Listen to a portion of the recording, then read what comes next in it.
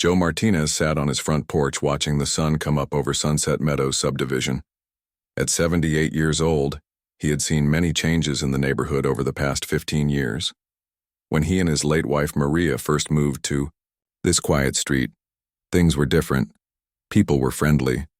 They talked to each other over the fence. Children played in the yards without worry. Now Joe lived alone in the small house.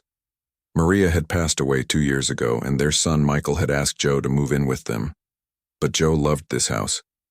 He loved the memories he had made here, with Maria. He loved his garden in the backyard where he grew the best tomatoes in the neighborhood. So Michael and his wife Sarah had agreed to let Joe stay, as long as he promised to call if he needed anything. The house was perfect for an old man living alone. It had 2 bedrooms, a small kitchen and a living room with big windows that let in lots of light. The backyard was Joe's favorite place. Maria had helped him plant rose bushes along the fence when they first moved in. She had also helped him start the vegetable garden that now took up most of the back corner of the yard. Joe grew tomatoes, peppers, and green beans. He had a small shed where he kept his tools and garden supplies. There was also a wooden table and chairs where he liked to sit in the evenings and watch the birds. The whole backyard was surrounded by a 6-foot wooden fence that gave Joe privacy and kept the neighbors from looking in. For the first 13 years, life in Sunset Meadows was peaceful. The old HOA president, Mr. Thompson, was a reasonable man. He made sure the streets were clean and the common areas looked nice. But he did not bother people about small things. If someone's grass was a little too long or if they forgot to bring in their trash cans, Mr. Thompson would just give them a friendly reminder. Everything changed when Karen Whitfield moved to the neighborhood 3 years ago. Karen was a woman, in her 40s with blonde hair that was always perfectly styled. She wore expensive clothes and drove a big white SUV. From the day she moved in, Karen started complaining about everything. She did not like the color of Joe's mailbox. She thought the Martinez family's old pickup truck made the neighborhood look bad. She even complained that Joe's roses grew too close to the fence. Last year, Karen decided to run for HOA president. She went door to door telling people that the neighborhood was going downhill. She said property values were dropping because people were not following the rules. She promised to make Sunset Meadows the most beautiful and valuable subdivision in the city. Many of the newer residents liked what Karen had to say. They were young families who had paid a lot of money for their houses. They wanted to protect their investment. The older residents, like Joe, were not so sure. But when the election came, Karen won by just 12 votes. Karen wasted no time making changes. The first thing she did was hire a lawyer to rewrite all the HOA rules. The new rules were 47 pages long. Joe had tried to read them, but the language was confusing and full of legal words he did not understand. Michael had helped him go through the most important parts. The new rules covered everything. They told people what color they could paint their houses, what kind of plants they could grow, and where they could park their cars. They said Christmas decorations had to be taken down by January 15th. They said garden sheds could not be visible from the street. They even said that vegetables could not grow taller than 4 feet. But the rule that worried Joe the most was about property compliance patrols. According to the new rules, the HOA had the right to inspect any property at any time to make sure residents were following the rules. They did not need permission from the homeowner. They just had to give 24 hours notice. Karen hired 2 men to do the inspections. The first was Brad Hutchins, a man in his 30s who worked at a local hardware store. Brad was tall and thin with a mean smile. He seemed to enjoy finding problems with people's properties. The second man was Tony Garcia, who was quieter but just as thorough in finding violations. The patrol team started their work right away. They walked through the neighborhood every week looking for problems. They carried clipboards and cameras. They measured grass height with rulers. They took photos of anything that might be against the rules.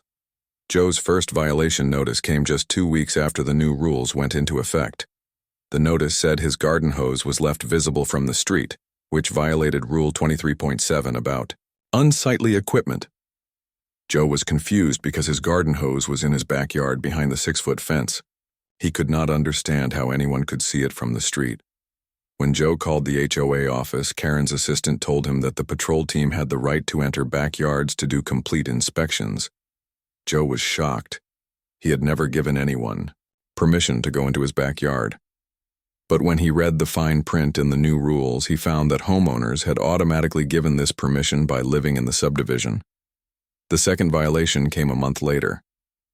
This time, Brad Hutchins had climbed over Joe's fence and taken photos of his tomato plants. The notice said that 3 of the plants were over 4 feet tall, which violated the vegetation height restrictions. Joe was angry, but he followed the rules and trimmed his plants. Sarah, Joe's daughter-in-law, was furious when she heard about the inspections. She was a school teacher who believed in fairness and respect. She could not understand how the HOA thought they had the right to climb over people's fences. "Dad, this is not right," Sarah told Joe during Sunday dinner at Michael's house. "They cannot just come into your yard whenever they want. This is America, not some police state." Michael agreed with his wife, but he was worried about his father fighting the HOA. Michael worked as a manager at a local factory. He knew that legal battles were expensive and stressful. He did not want his 78-year-old father dealing with that kind of trouble. "Maybe we should just follow their rules," Michael suggested. "I know it's annoying, but it might be easier than fighting them." But Joe was not ready to give up. He had been an electrical engineer for 40 years before he retired. He had solved difficult problems his whole career. He was not about to let some bullying HOA push him around in his own home. The third violation notice arrived on a rainy Tuesday in March. This time, Brad had found grass clippings near Joe's shed. The notice included a photo that clearly showed Brad standing in Joe's backyard, next to the shed. Joe realized that the man had not just climbed over the fence. He had walked all around the property, looking for problems. That evening, Joe sat on his porch, thinking about what to do. The neighborhood was quiet except for the sound of rain on the roof. He missed Maria more than ever. She would have known what to do. She had always been the one who stood up to bullies. As Joe watched the rain fall, he noticed something interesting. The latch on his back gate was loose. It had been that way for months, ever since the last big storm. Joe had been meaning to fix it, but he kept forgetting. Now, as he looked at the gate swinging slightly in the wind, an idea began to form in his mind. Joe smiled for the first time in weeks. Maybe there was a way to deal with Brad Hutchins and his clipboard after all. Maybe an old engineer still had a few tricks up his sleeve. The pattern started in April. Every Tuesday morning, like clockwork, Brad Hutchins would show up in Sunset Meadows with his clipboard and camera.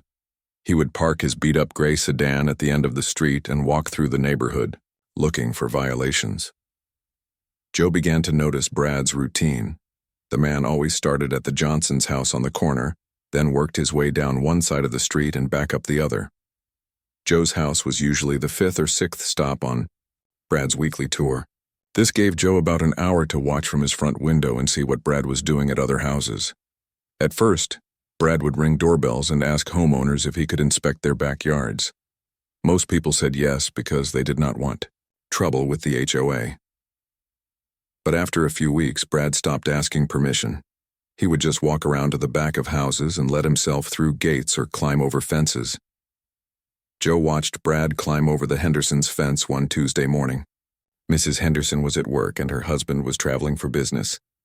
Brad spent 15 minutes in their backyard, taking photos of their patio furniture and measuring their flower bed borders with a tape measure.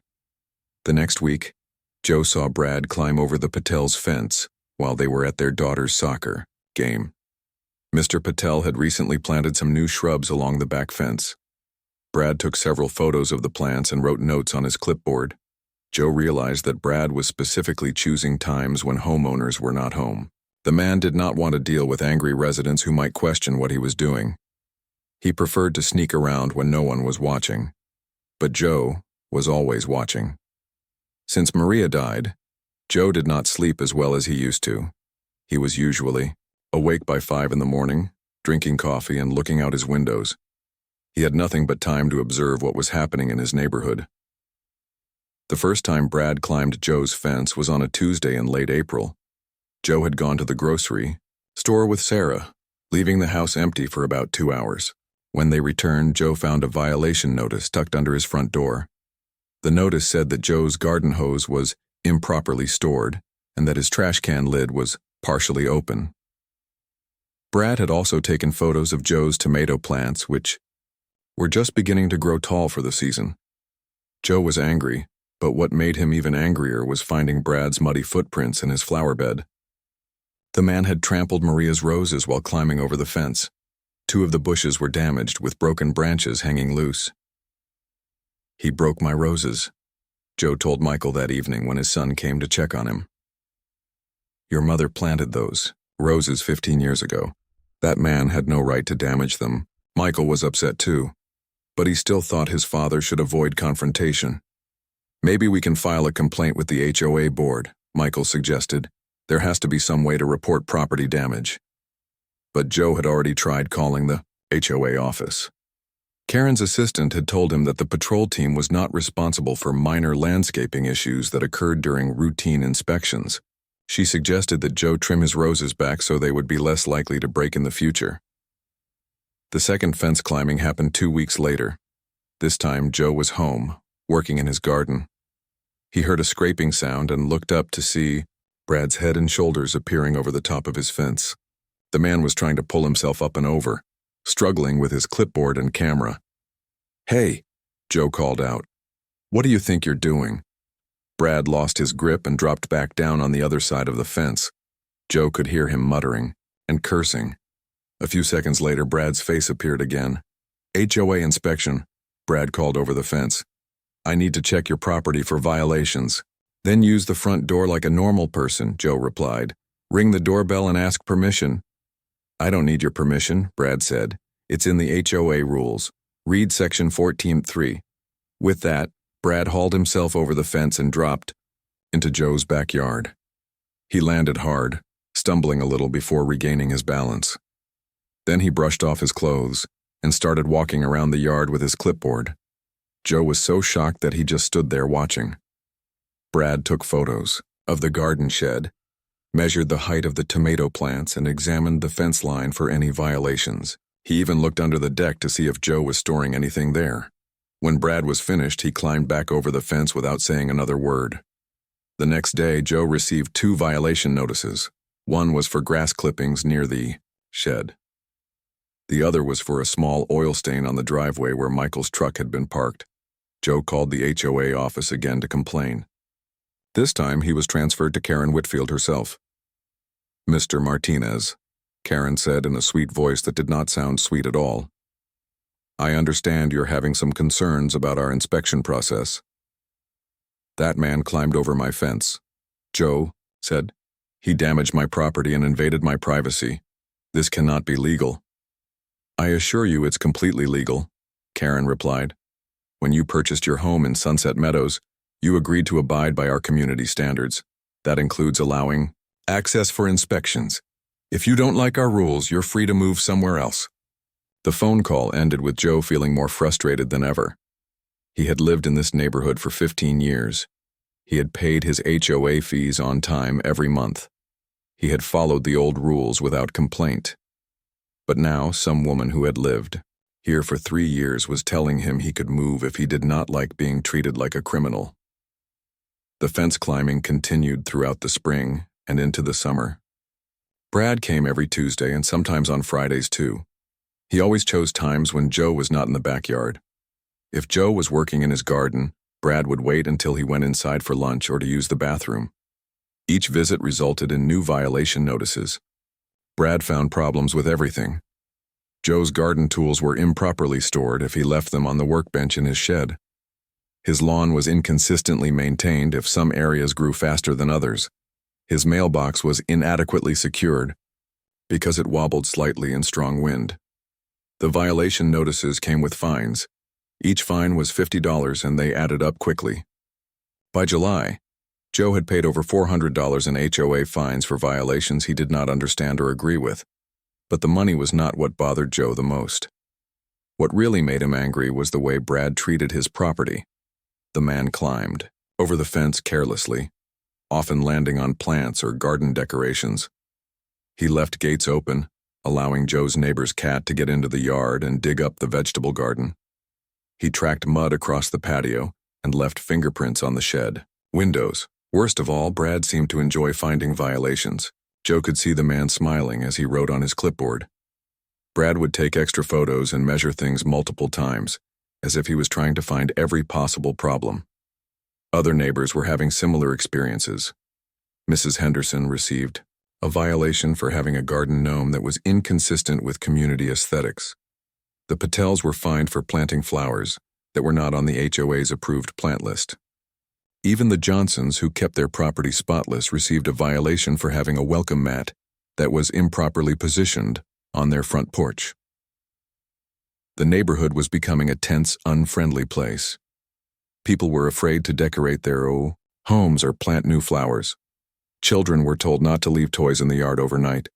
Even longtime residents like Joe began to feel like strangers in their own neighborhood. But Joe was not ready to give up.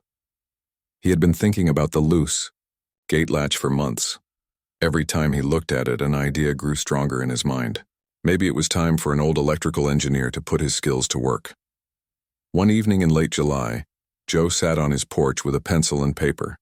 He began to draw diagrams and take measurements.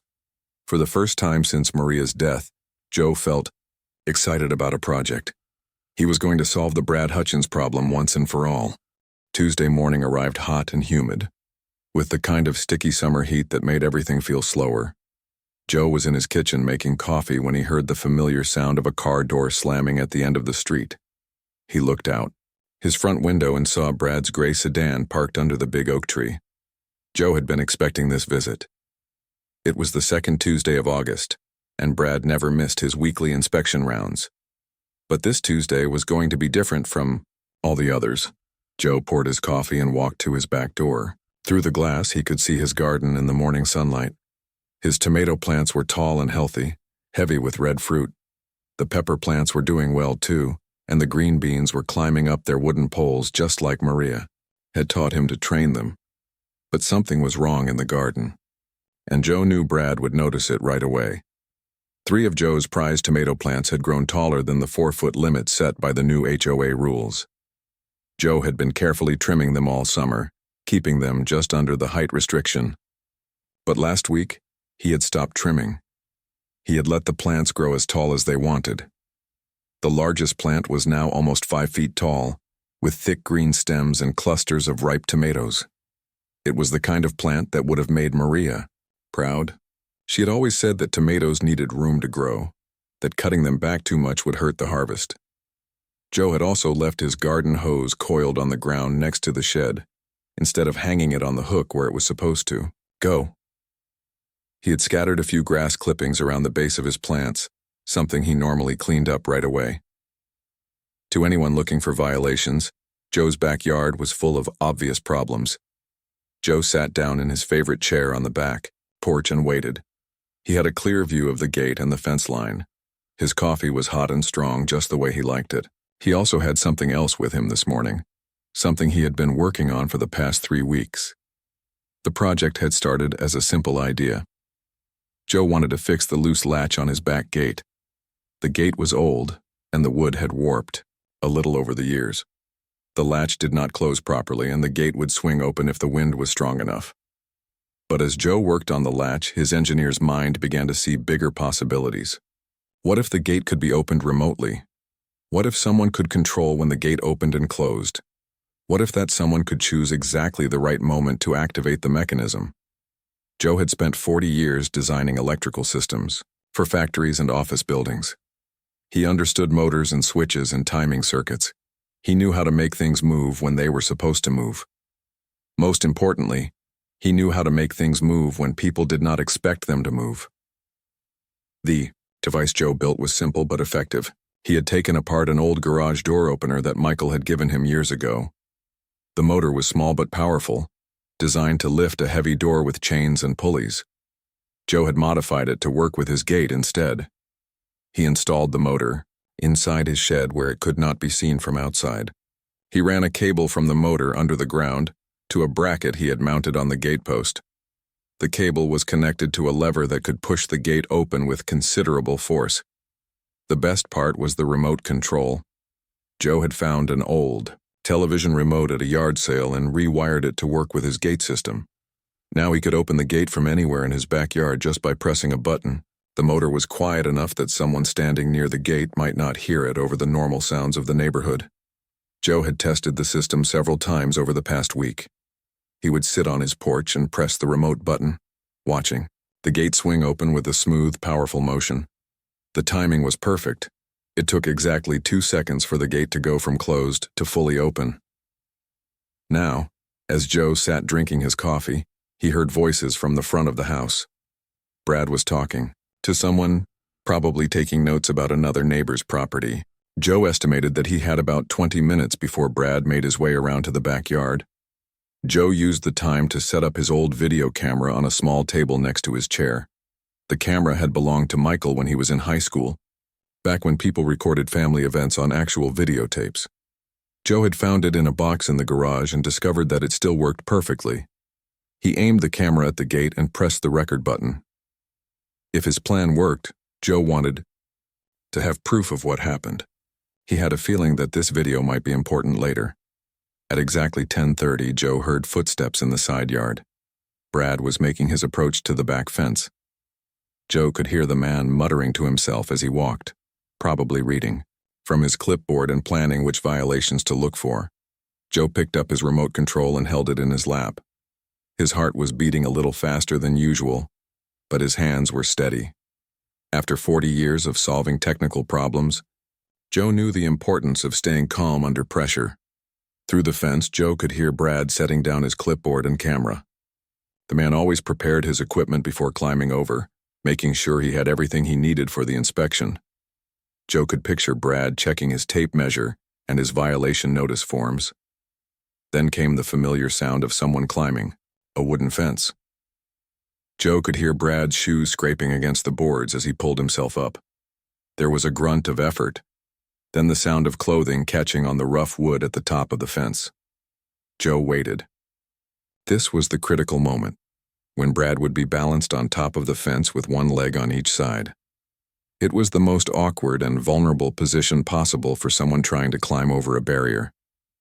Joe could see the top of Brad's head, appearing above the fence line. The man was wearing his usual baseball cap and had his clipboard tucked under one arm. He was moving slowly and carefully, trying not to drop his equipment. Brad swung one leg over the top of the fence and paused to adjust his grip. Now he was sitting on the fence like it was a horse, with both the clipboard and camera hanging from straps around his neck. He looked down into Joe's backyard, probably spotting the tall tomato plants and planning his violation notices. This was the moment Joe had been waiting for. Joe pressed the button on his remote control. The gate motor hummed quietly inside the shed. The cable system engaged with a soft click. The gate, which Brad was using as support for his left hand, suddenly swung open with surprising speed and force. Brad's expression changed from concentration to confusion to panic in less than 2 seconds. His left hand, which had been gripping the gate for balance, suddenly had nothing to hold on to. His body twisted as he tried to compensate for the unexpected movement. "What the?" Brad started to say, but he never finished the sentence. With his balance completely gone and nothing to grab onto, Brad fell backward off the fence. He landed with a tremendous crash in Mrs. Johnson's prize rose bushes, which grew along the property line between her yard and Joe's. The sound was spectacular. There was the initial thud of Brad hitting the ground, followed by the crack of rosebush branches, breaking under his weight. Then came Brad's yell of surprise and pain as he discovered that Mrs. Johnson grew the thorniest roses in the neighborhood.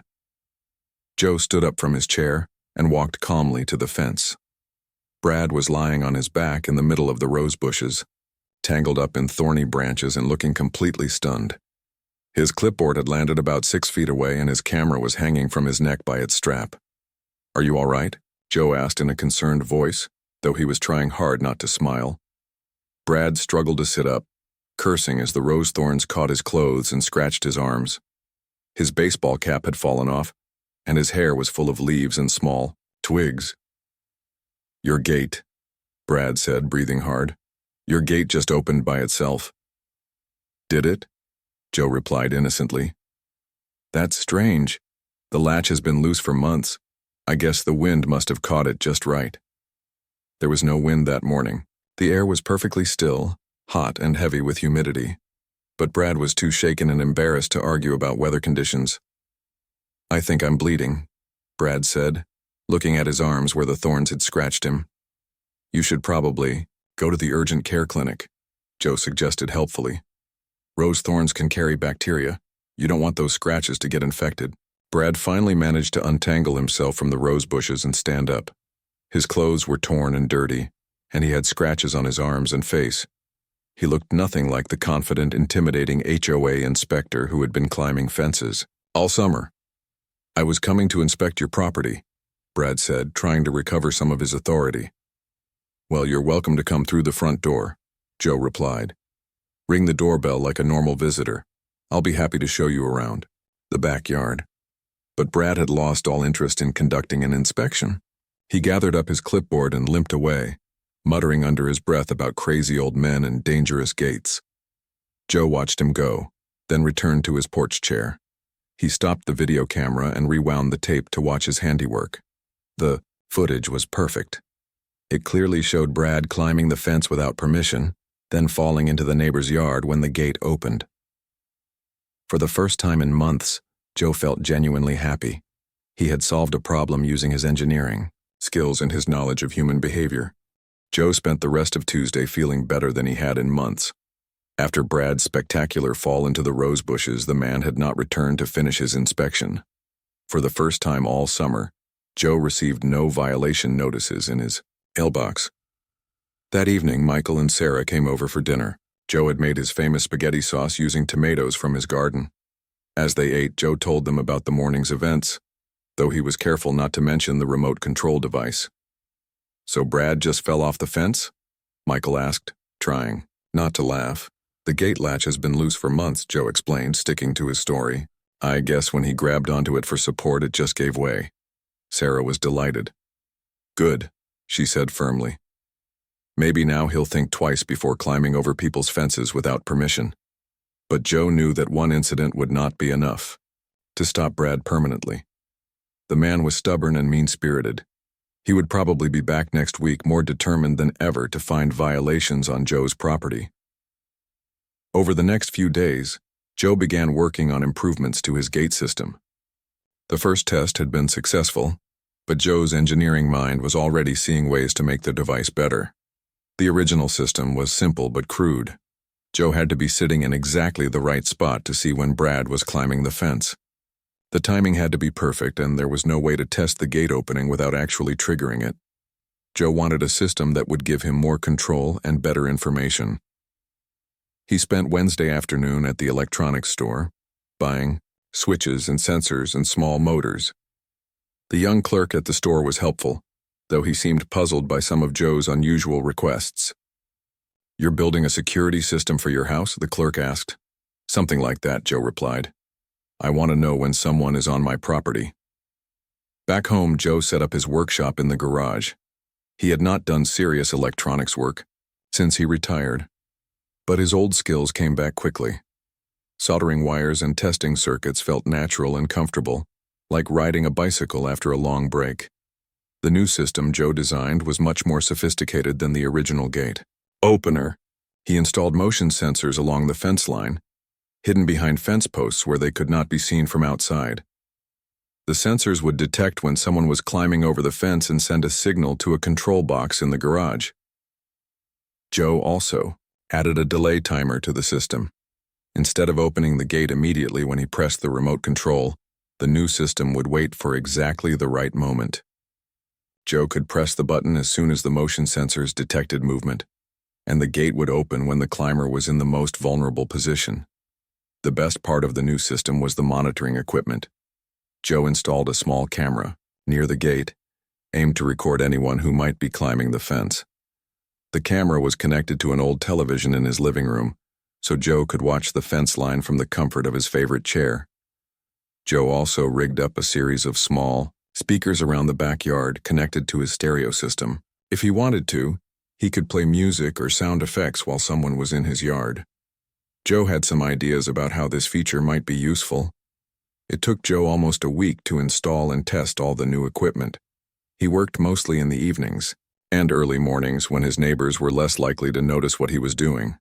By the following Monday, the system was ready for its first real test. Joe was excited, but also nervous. The original gate incident could have been explained as an accident. But if Brad fell off the fence again, people might start asking questions. Joe needed to be very careful about how he used his new capabilities. Monday evening, Joe called Michael to invite him over for dinner on Tuesday night. "I thought I'd grill some hamburgers," Joe said. "The tomatoes are perfect right now, and I want to show you how well the garden is doing." "Sounds great, Dad," Michael replied. "Should Sarah and I come around 6?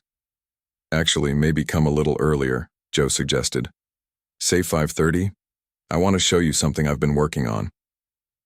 Joe had decided that it was time to let Michael in on the secret. His son was a good man with a strong sense of right and wrong. If Joe explained the situation properly, Michael would understand why the gate system was necessary. Tuesday morning arrived cloudy and cool, with a chance of rain in the afternoon. Joe was up early checking his equipment and making sure everything was working properly. The motion sensors were active, the camera was recording, and the gate mechanism was ready to operate. Joe had also prepared some special additions for Brad's visit. He had filled a bucket with soapy water and positioned it carefully near the gate. He had also scattered some marbles on the ground where Brad would likely land if he fell backward again. At 10:15, Joe heard the familiar sound of Brad's car arriving at the end of the street. Joe settled into his living room chair and turned on the television to watch the camera feed from his backyard. This time, Brad approached the fence more cautiously. Joe could see the man examining the gate latch carefully, probably trying to figure out what had happened the previous week. Brad tested the latch several times, pushing on it to see if it would give way unexpectedly. Satisfied that the gate was secure, Brad began his climb over the fence. But this time, he was much more careful. Instead of using the gate for support, he climbed the fence itself, gripping the top rail with both hands. Joe watched on his television screen as Brad slowly pulled himself up and over the fence. The man was taking his time, making sure he had a secure grip before moving to the next position. This was not going to be as easy as the previous week. Brad was being smart and cautious. Joe would have to wait for exactly the right moment to activate the gate. Brad finally made it over the fence and dropped into Joe's backyard. He landed safely and began walking around with his clipboard looking for violations. Joe could see him taking photos of the tall tomato plants and measuring their height with his tape measure. Joe let Brad complete his inspection without interference. There was no point in triggering the gate while Brad was safely on the ground. Joe needed to wait until the man was climbing back over the fence to leave. After about 15 minutes, Brad finished his inspection and walked back toward the fence. He had filled out several violation notices and taken dozens of photos. Joe could see the satisfied expression on Brad's face as he prepared to climb back over. This was Joe's chance. Brad grabbed the top of the fence and started to pull himself up. Just as he reached the point where he was balanced on top of the fence, with one leg on each side, Joe pressed the button on his remote control. The gate swung open with the same smooth, powerful motion as before. But this time, Brad was ready for it. He had been expecting something like this to happen. Instead of falling backward, Brad managed to swing both legs over to Joe's side of the fence and drop down into the backyard. He landed hard but stayed on his feet, though he stumbled a little and had to catch himself with one hand. "I knew it," Brad shouted, pointing at the gate. "I knew that thing didn't open by accident." Joe appeared at his back door looking surprised and innocent. "Is everything all right out there?" Joe asked. "I thought I heard someone yelling." "Your gate opened again," Brad said angrily. "There's something wrong with that latch. It's dangerous." "Oh my," Joe said, walking over to examine the gate. "You're right, it is open. That's very strange. I really need to get this fixed." Joe closed the gate and tested the latch several times. It seemed to work perfectly, clicking securely into place each time he tried it. "It seems fine now," Joe said, puzzled. "Maybe there's something wrong with the wood. Sometimes old gates can be unpredictable." Brad was not convinced, but he could not prove that Joe was doing anything deliberately. The gate looked completely normal, and Joe was acting like a confused old man who did not understand why his gate kept malfunctioning. "I'm going to report this to the HOA," Brad said. "Defective gates are a safety hazard. You'll probably have to replace the whole thing." "If you think that's best," Joe agreed. "I certainly don't want anyone to get hurt." Brad climbed back over the fence, this time staying as far away from the gate as possible. Joe watched him go, then returned to his house to prepare for Michael's visit. At 5:30, Michael and Sarah arrived for dinner. Joe grilled hamburgers and served them with fresh tomatoes and corn from his garden. As they ate, Joe told them about Brad's return visit and the gate incident. "It happened again?" Sarah asked, delighted. "Same thing," Joe confirmed, though this time he managed to stay on his feet. After dinner, Joe led Michael and Sarah to the garage. He showed them the control box and explained how the gate system worked. Michael was amazed by the sophisticated electronics his father had built. "Dad, this is incredible," Michael said, examining the motion sensors and timing circuits. "But isn't this kind of like setting a trap?" "It's like fixing a problem," Joe replied. "That man has been trespassing on my property for months. He's damaged my roses, trampled my garden, and treated me like a criminal. All I'm doing is exercising my right to open my own gate on my own property." Sarah was more direct in her approval. "I think it's brilliant," she said. "Maybe now Brad will think twice before climbing over people's fences." That night, Joe sat on his porch with a cup of coffee, feeling satisfied with his work. By Thursday morning, word about the gate incidents had spread through Sunset Meadows. Joe could see neighbors talking in small groups as they walked their dogs or checked their mailboxes. Some of them looked in his direction and smiled. Others seemed worried about what might happen next. Joe was not surprised when his phone rang Thursday afternoon. The caller ID showed HOA office, which meant Karen Whitfield was probably on the other end of the line. "Mr. Martinez," Karen said in her fake sweet voice. "I understand there have been some safety issues with your back gate." "Yes, the latch seems to be loose," Joe replied innocently. "It keeps opening at unexpected times. I'm planning to have it fixed as soon as possible." "That's good to hear," Karen said, "but I'm calling about a more serious matter. Our inspector reports that you have multiple violations in your backyard that need immediate attention." Joe had been expecting this. Brad's Tuesday inspection had resulted in 4 violation notices, all delivered to Joe's mailbox on Wednesday. The violations included tomato plants exceeding height limits, improper storage of garden tools, grass clippings left on the ground, and an unauthorized water collection device. The last violation puzzled Joe until he realized that Brad was referring to a small rain bucket that Joe used to water his plants. Apparently, collecting rainwater was now against HOA rules, though Joe could not remember reading anything about that in the regulations. "I received the notices," Joe told Karen. "Some of them don't make much sense to me. I've been gardening the same way for 15 years. The rules have been updated to maintain community standards," Karen explained. "All residents need to comply with current regulations, regardless of past practices." "What exactly do you want me to do?" Joe asked. Karen was ready with a detailed list. Joe needed to trim his tomato plants to the proper height, remove all garden tools from view, clean up any organic debris in his yard, and eliminate the rain collection bucket. All violations had to be corrected within 10 days, or Joe would face additional fines. 10 days seems reasonable," Joe said. "I'll take care of everything." But Joe had no intention of following Karen's demands. Instead, he was planning something much more interesting for the following Tuesday. Over the weekend, Joe made several trips to the hardware store and the electronics shop. He bought speakers, timers, motion detectors, and a small computer that could play recorded sounds. Joe also visited the library and checked out books about sound effects and audio engineering. Monday evening, Joe called several of his neighbors. He invited them to come over Tuesday morning for coffee and homemade muffins. Joe said he wanted to discuss the HOA situation and get their opinions about what to do. Mrs. Henderson from next door was the first to accept. She was a retired teacher who had been having her own problems with HOA violations. The Patels from across the street also agreed to come, along with the Johnsons from the corner house. "What time should we be there?" Mrs. Henderson asked. "How about 10 o'clock, Joe suggested. "We can sit on the back porch and enjoy the morning before it gets too hot." Joe knew that Brad usually arrived around 10:30 for his weekly inspections. Having neighbors present would make the morning's events more interesting and provide plenty of witnesses to whatever might happen. Tuesday morning was perfect, with clear skies and comfortable temperatures. Joe was up early, making blueberry muffins and setting up his equipment for the day's activities. The new sound system Joe had installed was his most ambitious project yet. He had hidden speakers throughout the backyard, camouflaged behind plants and garden decorations. The speakers were connected to a computer in the garage that could play any sound Joe wanted, from music to nature sounds to recorded voices. Joe had spent hours on Monday evening recording various sound effects.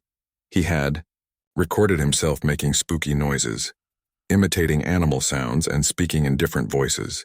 He had also downloaded sound effects from the internet, including thunder, wind, and mysterious whispers. The motion sensors Joe had installed the previous week were now connected to the sound system as well as the gate mechanism. Joe could trigger sounds automatically when someone entered his backyard, or he could control them manually with his remote. At exactly 10 o'clock, Joe's neighbors began arriving for coffee. Mrs. Henderson brought homemade jam to go with the muffins. The Patels brought fresh fruit from their garden. The Johnsons brought stories about their own experiences with HOA violations. "They fined us for having the wrong color mailbox," Mr. Johnson explained as they sat on Joe's back porch. "Apparently our mailbox is forest green instead of hunter green. Who can tell the difference?" "They told us our welcome mat was too large," Mrs. Patel added.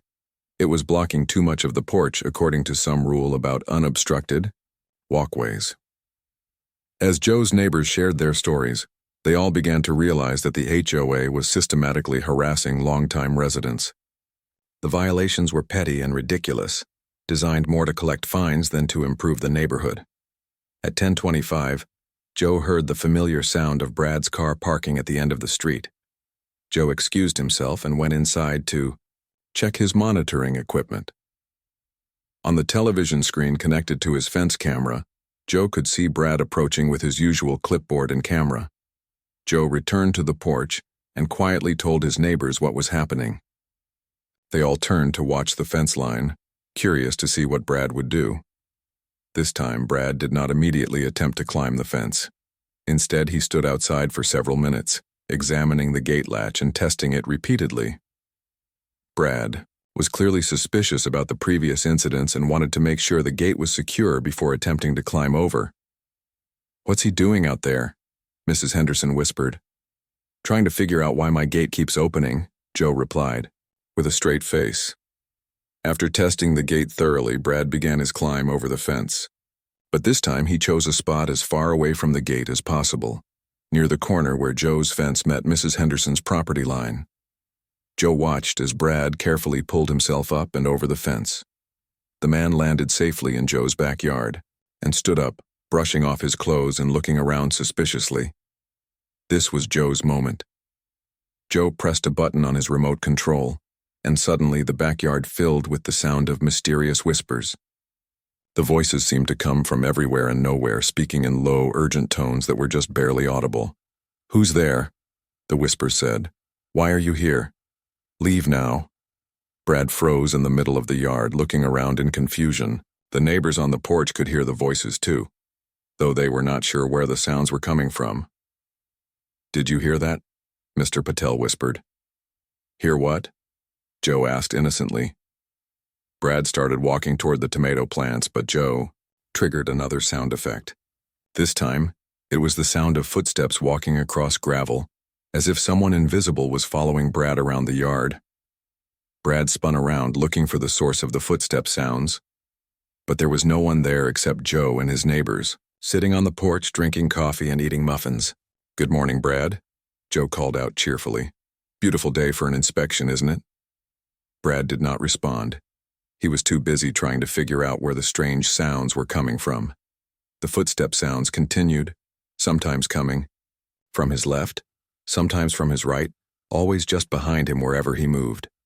Joe pressed another button and suddenly the speakers began playing the sound of wind chimes, even though there was no wind, and Joe did not own any wind chimes.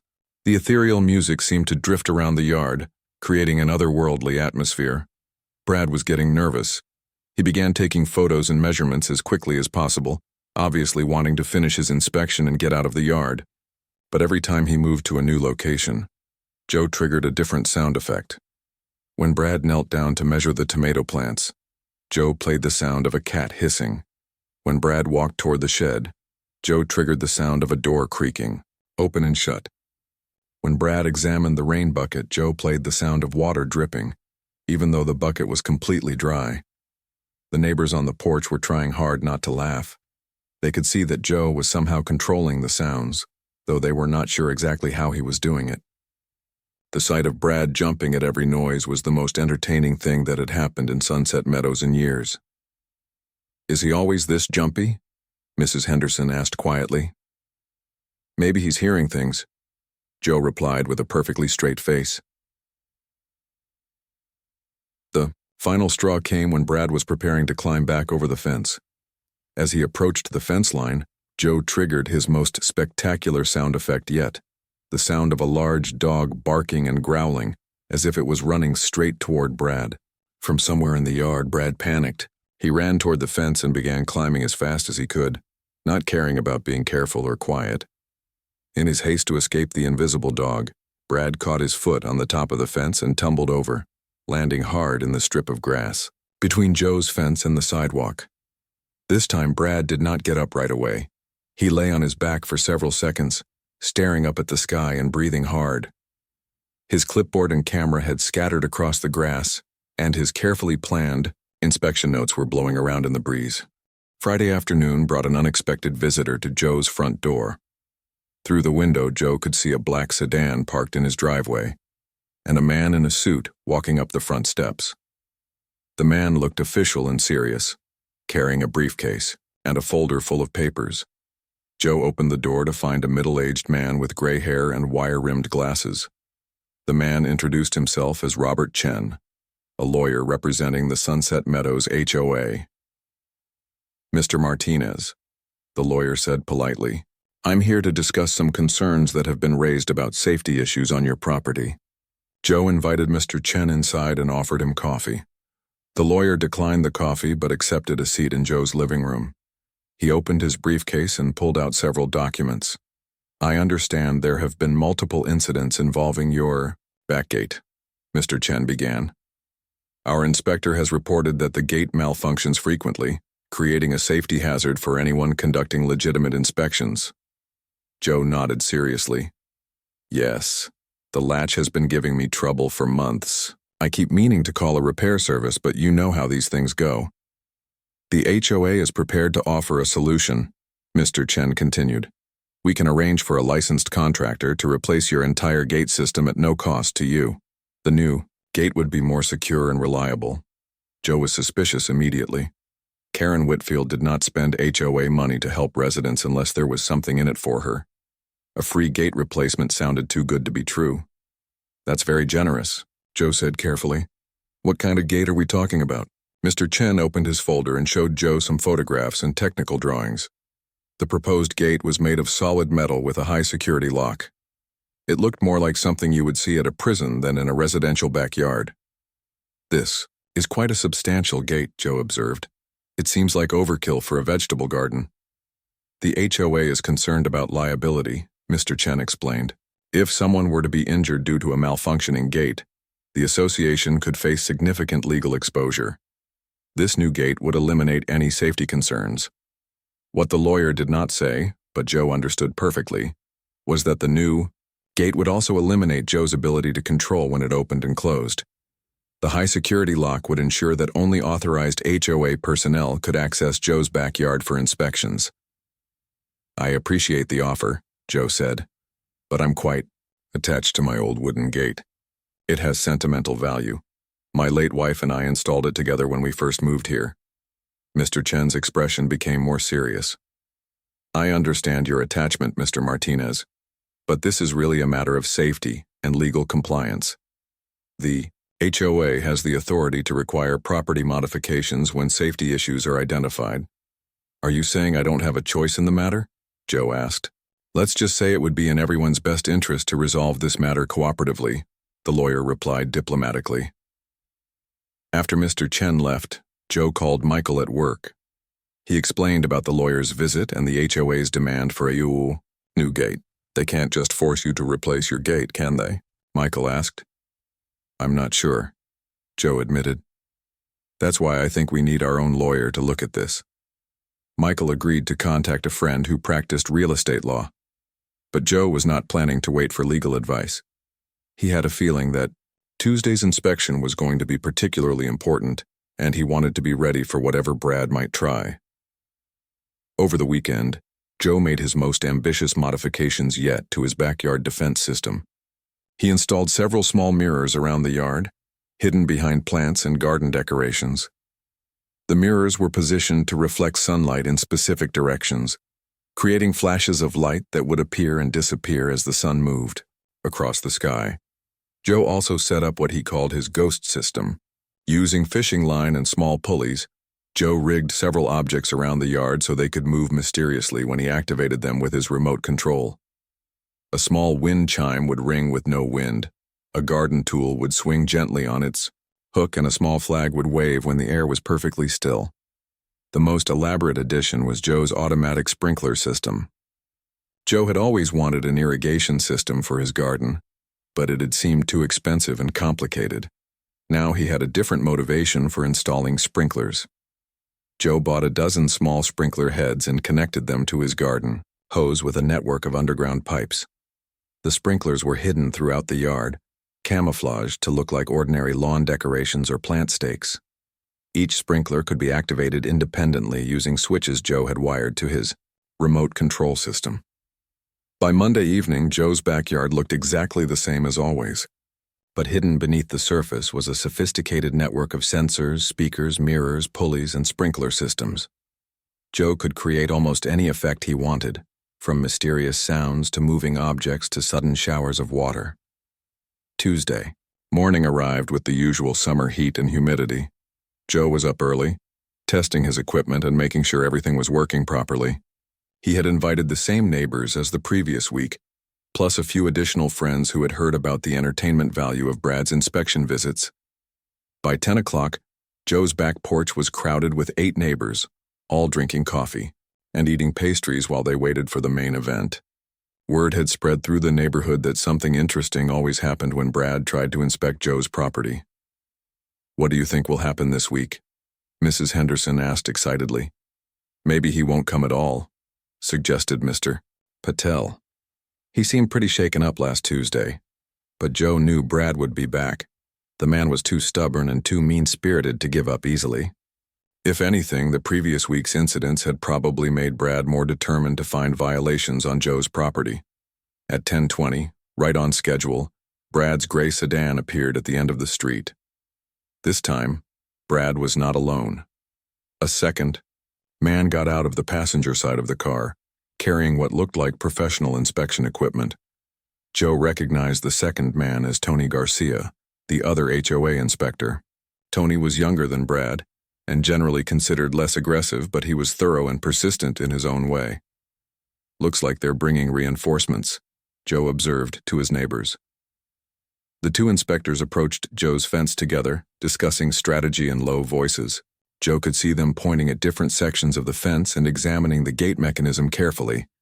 After several minutes of planning, Brad and Tony split up. Brad approached the gate area where he had experienced problems before, while Tony moved to the far corner of the fence where the incidents had not occurred. Joe watched on his television monitor as both men began climbing the fence simultaneously. This was a new tactic, probably designed to make it harder for Joe to interfere with their inspection. Joe decided to start with subtle effects. As Brad reached the top of the fence near the gate, Joe triggered a flash of reflected sunlight from one of his hidden mirrors. The bright flash appeared right in Brad's eyes, causing him to blink and lose his concentration for a moment. At the same time, Joe activated one of his ghost effects near where Tony was climbing. A small wind chime began ringing softly, even though there was no wind to move it. Both inspectors made it over the fence successfully, though they both looked around nervously as they landed in Joe's backyard. They had obviously heard about the strange incidents from previous weeks and were expecting something unusual to happen. Joe let them begin their inspection without interference. Brad started measuring the tomato plants while Tony examined the garden shed and storage areas. Both men worked quickly and efficiently, trying to complete their tasks before anything weird could happen. But Joe was just getting started. When Brad knelt down next to the tallest tomato plant, Joe activated a hidden sprinkler just a few feet away. A sudden spray of water shot up from what appeared to be empty ground, soaking Brad's back and shoulders. Brad jumped up and spun around, looking for the source of the water, but the sprinkler had already stopped, and there was no sign of where the water had come from. "What the heck?" Brad muttered, wiping water from his face. Tony looked over from the shed area. "What happened?" "Something sprayed water at me," Brad said, examining the ground around the tomato plants. "But I don't see any sprinkler heads." Joe activated a second sprinkler near Tony's position. This one shot a stream of water that arced over Tony's head and landed on his clipboard, soaking his inspection notes. Now both men were looking around frantically, trying to figure out where the water was coming from. Joe activated a third sprinkler, then a fourth, creating random bursts of water throughout the yard. The effect was spectacular. Water seemed to be shooting up from everywhere and nowhere, creating a chaotic water show that had no apparent source or pattern. Brad and Tony ran around the yard trying to avoid the streams of water, while still attempting to complete their inspection. Joe's neighbors on the porch were laughing so hard they could barely stay in their chairs. The sight of two grown men running around a backyard chasing invisible sprinklers was the funniest thing any of them had ever seen. "Is there a water leak in your yard?" Mrs. Henderson called out to Joe. "I don't think so," Joe replied innocently. "Maybe a pipe burst underground?"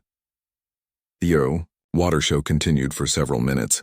Thursday morning brought a small army to Joe's front door.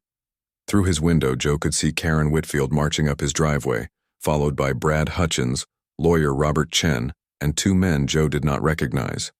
One of the strangers was wearing a police uniform and the other carried a briefcase and looked like another lawyer. Joe took his time answering the doorbell, making sure his video camera was set up to record the conversation. He had learned the importance of documenting everything that happened with the HOA. "Mr. Martinez," Karen said in her most official voice, "we need to discuss the serious safety violations on your property." "Good morning, Karen," Joe replied politely. "What can I do for you?" The police officer stepped forward and introduced himself as Sergeant Williams from the local police department. He was a middle-aged man with a calm, professional manner.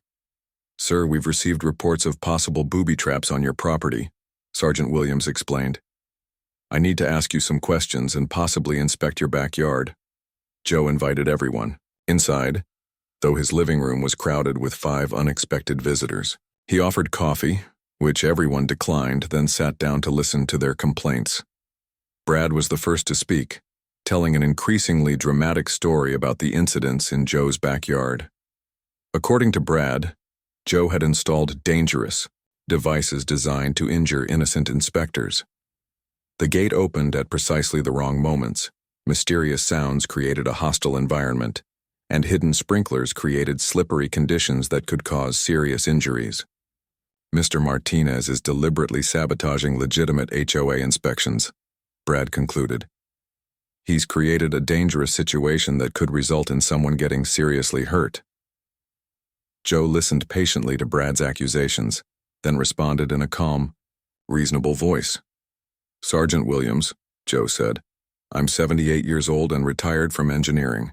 I've been having some maintenance problems with my gate latch, and I recently installed a sprinkler system for my garden. I'm not sure how that constitutes booby traps or sabotage." Sergeant Williams asked Joe to explain the incidents from his perspective. Joe described the loose gate latch that had been malfunctioning for months. He mentioned the new sprinkler system he had installed to help his vegetables during the hot summer weather. He suggested that the strange sounds Brad reported might have come from neighboring properties, or from normal neighborhood noises. "Have you made any modifications to your gate beyond normal maintenance?" the officer asked. "I installed an automatic opener a few weeks ago," Joe admitted. "My arthritis makes it difficult to open the gate manually sometimes. The opener allows me to open the gate with a remote control when friends come to visit." This was technically true, though Joe did not Mention the timing devices or motion sensors that made the system much more sophisticated than a simple automatic opener. Can you show me how the system works? Sergeant Williams asked. Joe led the group to his backyard where everything looked completely normal. His gate appeared to be an ordinary wooden gate with a standard automatic opener mounted on the fence. Toast. The sprinkler heads were visible now that Joe pointed them out, though they looked like a normal lawn irrigation system. Joe demonstrated the gate opener, showing how pressing the remote control button caused the gate to swing open smoothly. He explained that the timing might seem unusual because he sometimes pressed the button before he reached the gate, so it would be open by the time he got there. What about the sounds Mr. Hutchins reported? Sergeant Williams asked. Joe looked puzzled. I'm not sure what sounds he means. Sometimes I play music in my backyard or I have the radio on while I'm gardening. Maybe that's what he heard? Joe showed them his outdoor speakers, which were visible but not obviously part of an elaborate sound effects system. To a casual observer, they looked like ordinary outdoor speakers for playing background music. Sergeant Williams spent about 30 minutes examining Joe's backyard. He tested the gate several times, looked at the sprinkler system, and checked for any obvious signs of booby traps or dangerous devices. Everything appeared to be normal home maintenance and improvement equipment. I don't see any evidence of illegal devices or deliberate hazards, the officer concluded. Mr. Martinez has a right to install automatic equipment on his own property, as long as it doesn't pose a danger to others. Karen was clearly frustrated by this conclusion. But our inspectors have been injured multiple times, she protested. Mr. Hutchins reported that he fell off the fence when the gate opened unexpectedly, Sergeant Williams replied. But climbing over someone's fence without permission could be considered trespassing. Why don't your inspectors use the front door and ask for permission to inspect the backyard? This was exactly the question Joe had been hoping someone would ask. Karen and her lawyer exchanged glances, clearly uncomfortable with the direction the conversation was taking. The HOA bylaws give us the right to inspect properties for compliance violations, lawyer Robert Chen explained. Homeowners agreed to these inspections when they purchased their properties. Sergeant Williams was not impressed by this argument. HOA bylaws don't override basic property rights, he said. If someone doesn't want you on their property, you need their permission or a court order. The police officer left after giving everyone a brief lecture about respecting property rights and avoiding unnecessary conflicts. His departure left Karen, Brad, and the two lawyers in Joe's living room, looking significantly less confident than when they had arrived. The second lawyer, who had not spoken before, introduced himself as David Park from a law firm that specialized in HOA enforcement. He pulled out a thick folder of documents and spread them across Joe's coffee table. Mr. Martinez, lawyer Park began, your property is currently in violation of multiple HOA regulations. We're prepared to file a lawsuit to force compliance with community standards. Joe examined the violation notices, which included all the usual complaints about plant heights, equipment storage, and yard maintenance. But there were also some new violations that Joe had never seen before. According to the new notices, Joe's automatic gate opener was an unauthorized mechanical device that violated HOA rules about home modifications. His sprinkler system was an unpermitted irrigation installation that required HOA approval. Even his outdoor speakers were cited as noise-generating equipment that violated quiet enjoyment standards. These are ridiculous, Joe said, looking through the violation notices. Half of these rules didn't exist when I moved here 15 years ago. The HOA has the authority to update regulations as needed, lawyer Park replied. All residents are required to comply with current standards regardless of when they move to the community. Karen leaned forward with a satisfied smile. Mr. Martinez, we're prepared to waive all current fines and violations if you agree to remove the unauthorized equipment and replace your gate with an HOA-approved model. Joe looked at the pile of violation notices and legal documents. The total fines came to over $2,000, money that Joe could not easily afford on his retirement income. But Joe was not ready to surrender. He had one more card to play, something he had been saving for exactly this kind of confrontation. Before I agree to anything, Joe said calmly, I think you should see something that might interest you. Joe went to his bedroom and returned with a small box containing several videotapes and a folder of photographs. He set the box on the coffee table next to the legal documents. "I've been recording Brad's inspection visits for the past 2 months," Joe explained. "I have clear video evidence of him climbing over my fence without permission, damaging my property, and trespassing on my land." Joe pulled out several photographs showing Brad in his backyard, clearly having climbed over the fence. The photos showed Brad measuring plants, taking pictures, and walking around Joe's property without authorization. "I also have videos of him falling into my neighbor's rose bushes, getting soaked by my sprinklers, and running away from my yard like he was being chased," Joe continued. "I'm thinking the local news stations might find these videos very entertaining." Karen's confident smile disappeared immediately. Brad looked sick to his stomach. The two lawyers began whispering urgently to each other. "You can't record people without their permission," Brad protested weakly. "Actually, I can record anyone who's on my property without permission," Joe replied. "Especially when they're trespassing and damaging my roses." Joe played one of the videotapes on his television, showing Brad's spectacular fall into the rose bushes during the gate incident. The lawyers watched in uncomfortable silence as Brad tumbled backward off the fence in slow motion. "I've made copies of all these recordings," Joe mentioned casually. "My son has them, my neighbors have seen them, and I've been thinking about sharing them with that Facebook group where people post funny videos." The room was completely quiet for several minutes. Karen and her lawyers were clearly trying to figure out how to handle this unexpected development. Finally, lawyer David Park spoke up. "What do you want, Mr. Martinez?" Joe smiled for the first time since the meeting began. "I want to be left alone to tend my garden in peace. No more fence climbing, no more harassment, and no more ridiculous violation notices for plants that are 6 inches too tall." 2 weeks passed without any visits from Brad or the HOA patrol team. Joe spent the time enjoying his garden and making improvements to his sprinkler system. His tomato plants grew tall and healthy, producing the biggest harvest he had seen in years. The peppers were doing well too, and even his green beans were climbing higher than ever before. Joe thought maybe Karen had decided to leave him alone, but he was wrong.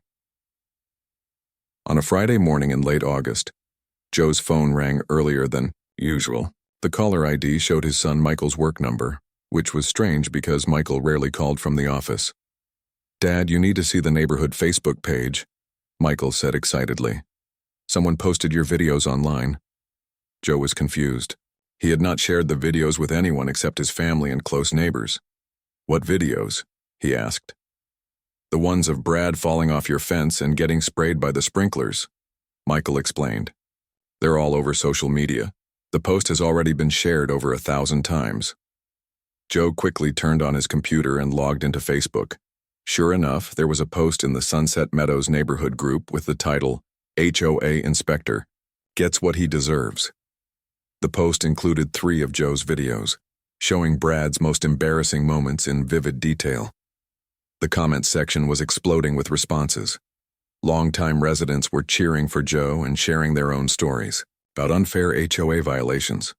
Newer residents were asking questions about what was really going on with the inspection process. Several people had tagged local news stations and asked them to investigate the story. Joe scrolled through the comments, trying to figure out who had posted the videos. The original post was from an account called Sunset Meadows Truth Teller, which appeared to be fake name. But based on the writing style and the inside knowledge of HOA politics, Joe suspected it was someone who lived in the neighborhood. Within hours, the story had spread beyond Facebook. Local news websites picked up the videos, and by evening, Joe was getting phone calls from television reporters who wanted to interview him. The first reporter to arrive was Jessica Chen from Channel 7 News. She was a young woman with dark hair and a friendly smile, carrying a camera and microphone. "Mr. Martinez," Jessica said, "I understand you've been having some conflicts with your HOA. Can you tell me what's been happening?" Joe invited Jessica into his backyard and told her the whole story, starting with Karen's election as HOA president and the new aggressive inspection policies. He showed her the violation notices, the fines, and the damage to his rose bushes from Brad's fence climbing. "Why didn't you just comply with the HOA rules?" Jessica asked. "Because the rules keep changing," Joe explained. "Every week there's Some new regulation designed to find problems where none existed before.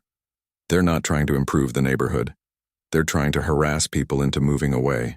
Jessica interviewed several of Joe's neighbors, who confirmed that the HOA had become increasingly aggressive and unreasonable under Karen's leadership. Mrs. Henderson showed Jessica violation notices for having a garden gnome. The Patels explained how they were fined for planting flowers that weren't on an approved list they had never seen. The news story aired on Friday evening, featuring Joe as a sympathetic elderly man standing up to an out-of-control HOA. The video of Brad falling into the rose bushes played multiple times, along with clips of him running away from the mysterious sprinklers. By Saturday morning, the story had gone national. News websites across the country picked up the Grandpa versus HOA story, and the videos were being shared on Twitter, TikTok, and YouTube. A meme featuring Brad covered in sprinkler water became popular, with captions like, "When the HOA meets its match," and "Instant karma for fence climbers." Joe's phone rang constantly over the weekend. Reporters from newspapers and television stations wanted interviews. A producer from a morning talk show asked if Joe would be willing to appear on national television. Someone from a documentary film company called about making a movie about HOA abuse. But the most important call came Sunday evening from Mrs. Henderson. "Joe, you need to check your email," she said excitedly. "The HOA board just sent out an emergency notice about Monday's board meeting." Joe read the email on his computer. Karen had called a special board meeting to address the recent publicity issues affecting the community. All residents were invited to attend and share their concerns about HOA policies. Monday evening, the community center was packed with more people than Joe had ever seen at an HOA meeting. Usually, only 5 or 6 residents showed up for the monthly meetings. Tonight, there were at least 60 people crowded into the small room. Karen sat at the front table with the other board members, looking uncomfortable and defensive. Brad was nowhere to be seen, and Joe heard rumors that he had resigned from the inspection team over the weekend. The meeting started with Karen trying to defend the HOA's inspection policies. She talked about property values and community standards, using the same arguments she had been making for months. But the residents were not buying it anymore. One by one, people stood up to share their own stories about unreasonable violations and harassment from the inspection team. Mr. Johnson told about being fined for having the wrong color mailbox. Mrs. Patel described being cited for planting flowers that weren't on a list she had never received. A young couple explained how they had been fined for leaving their children's bicycles visible in their own driveway. The stories went on for over an hour. People who had been afraid to speak up before were now encouraged by Joe's example and the national attention the story was receiving. Finally, Joe stood up to address the board. The room became quiet as everyone waited to hear what he would say. "I've lived in this neighborhood for 15 years, Joe began. When my wife and I moved here, this was a friendly community where people looked out for each other. Children played in the yards, neighbors talked over the fence, and everyone felt welcome." Joe paused and looked around the room at his neighbors. Faces. Many of them were nodding in agreement. "Over the past year, this place has become hostile and unwelcoming," Joe continued. "People are afraid to decorate their homes, plant flowers, or let their children play outside. We're being treated like criminals in our own neighborhood." Joe pulled out a folder of documents and set it on the table. "I have violation notices totaling over $2,000 in fines. Most of them are for things that have never been problems before, like tomato plants that are 6 inches too tall, or garden hoses that are visible from certain angles." The room erupted in murmurs and comments as people recognized similar experiences with unfair violations. "I'm not asking for special treatment," Joe said. "I'm asking for reasonable rules that are applied fairly to everyone. I'm asking for inspectors who respect our privacy and property rights. And I'm asking for an HOA board that works with residents instead of against them." When Joe finished speaking, the room burst into applause. Several people stood up, and soon the entire room was giving Joe a standing ovation. The pressure was too much for Karen. She announced that the board would review all current violation policies and consider changes to the inspection process. She also said that Brad's resignation meant they would need to find new inspection personnel who could work more cooperatively with residents. Over the following weeks, the changes came quickly. The HOA hired a new property management company that focused on helping residents rather than finding violations. The inspection process was revised to require advance notice and homeowner consent for backyard inspections. Many of the newer, more restrictive rules were eliminated or modified to be more reasonable. Brad Hutchins left the neighborhood entirely, taking a job in another city. Karen Whitfield completed her term as HOA president, but did not run for re-election. In the next election, Mrs. Henderson was elected as the new president on a platform of reasonable rules and respectful treatment for all residents. Joe's story became a symbol of standing up to bureaucratic bullying. He received letters from people across the country who were dealing with similar HOA problems. Several neighborhoods used Joe's videos as examples when fighting their own unreasonable boards. The best outcome for Joe was that his garden was left alone to flourish. His tomato plants grew as tall as they wanted, producing enough vegetables to share with neighbors throughout the fall. His roses, which had been damaged by Brad's fence climbing, recovered and bloomed more beautifully than ever before. On quiet evenings, Joe would sit on his back porch with a cup of coffee, watching the sunset and remembering Maria. His automatic gate system was still in place, though he rarely needed to use it anymore. The sprinklers continued to water his garden, but now they operated on a normal schedule instead of soaking unwelcome visitors. Sometimes Joe's grandchildren would visit and ask him to tell the story about the time Grandpa defeated the mean HOA inspector. Joe would show them the videos on his computer, and they would laugh at the sight of Brad tumbling into the rose bushes and running away from invisible sprinklers. "How did you know it would work, Grandpa?" his granddaughter Emma would ask. "Well," Joe would say with a smile, "sometimes when people are being bullies, you have to be smarter than they are. And sometimes you have to show them that picking on an old engineer might not be as easy as they think."